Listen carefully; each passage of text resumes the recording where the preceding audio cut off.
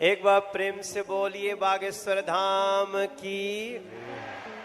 दोस्तों, बागेश्वर धाम सरकार जी इन दिनों कुछ ज्यादा ही चर्चाओं में है और YouTube, फेसबुक समेत कई सोशल मीडिया प्लेटफॉर्म्स पर ये छाए हुए हैं क्योंकि इनके अंदर जो खासियत है वो किसी चमत्कार से कम नहीं है।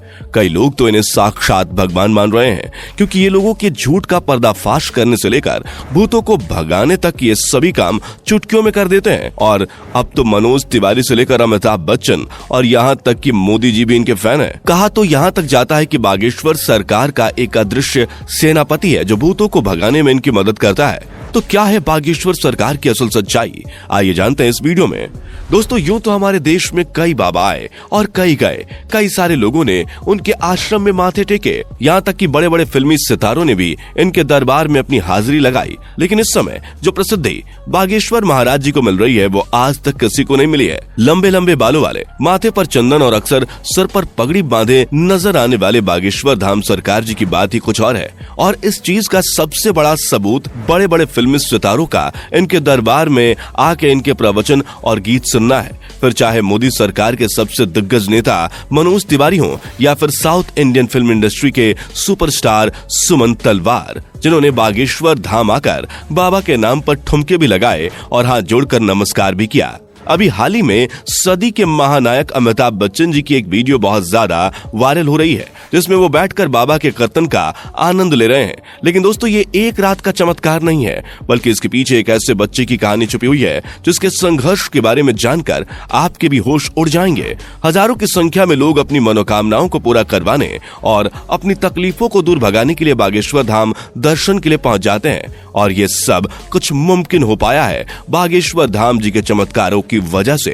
कहा जाता है कि स्वयं हनुमान जी की कृपा बागेश्वर बाबा के ऊपर बनी हुई है और उन्हीं की असीम शक्तियां हैं जिनकी सहायता से बागेश्वर धाम सरकार किसी के भी मन की बात को जान लेते हैं और उसके बताने से पहले ही कागज पर उसकी समस्याएं लिख देते हैं, जिसके कई सारे प्रमाण आपने इनके वायरल वीडियोस में देखे ही होंगे। स्टेज पर आकर जब कोई अपनी परेशानी बताता है तो बागेश्वर महाराज उसे पहले से ही लिखे हुए पर्चे को पढ़ने के लिए कहते हैं, जिसे देखकर भक्तगण पूरी तरह से आश्चर्यचकित रह जाते हैं क्योंकि उन्होंने अभी तक अपनी दुखों को और परेशानी को बाबा को बताया भी नहीं था। उससे पहले ही उनके बारे में बाबा पर्चे पर लिख चुके थे, जिसके बाद बाबा सभी के सामने परेशानियों का हल बताते हैं और भक्तों को ये विश्वास दिलाते हैं कि उनकी परेशानियां दूर हो जाएंगी। लेकिन दोस्तों, आपको बता दें कि बागेश्वर धाम काफी सख्त मिजाज के भी हैं क्योंकि अगर कोई इनके सामने झूठ बोलता है या फिर गलत नीयत के साथ अपनी इच्छाएं लेकर पहुंचता है तो ये उसकी पोल खोलने में भी कोई कसर नहीं छोड़ते। लेकिन ज्यादातर इनके पास परेशान लोग ही आते हैं। इनमें से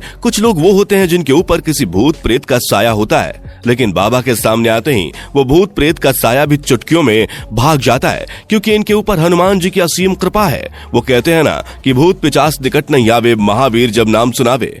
दोस्तों, हनुमान जी के परम भक्त बागेश्वर सरकार जी का असली नाम पंडित धीरेन्द्र कृष्ण शास्त्री है, लेकिन लोग इन्हें बागेश्वर धाम महाराज और बागेश्वर सरकार के नाम से जानते हैं। पंडित धीरेन्द्र कृष्ण शास्त्री जी का जन्म 4 जुलाई 1996 को मध्य प्रदेश के छतरपुर जिले के छोटे से गांव गढ़ा में हुआ था। ये एक बहुत ही गरीब पंडित परिवार से ताल्लुक रखते हैं। बागेश्वर सरकार ने अपने एक इंटरव्यू के दौरान बताया था कि जब वो मात्र 9 साल के थे तब उनका मन बालाजी महाराज की सेवा में लग गया था। इन्हें हनुमान जी की भक्ति और उनके प्रेम के सिवा कुछ भी नजर नहीं आता था।